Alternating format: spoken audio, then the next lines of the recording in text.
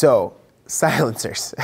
It's kind of funny just to even think of the possibility of silencing a firearm when they're really actually called suppressors. It's not really silencing anything on the firearm, you're actually just suppressing the sound so it's not as loud. For sure you will still hear the firearm go off no matter what you're doing with that silencer because the sound is only being suppressed in the firearm. Heard people say, well, I can use a .22 long rifle because, you know, that'll shoot through your skull and bounce around inside your head.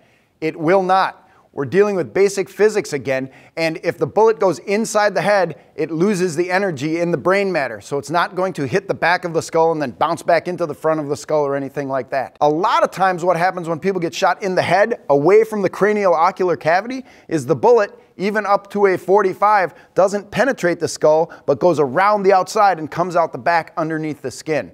So if you're making a headshot, you want to make it for the cranial ocular cavity, and do not assume that a .22 long rifle is just going to bounce around in somebody's head. Not going to happen. Use the biggest caliber you can safely and accurately shoot, and shoot for center mass.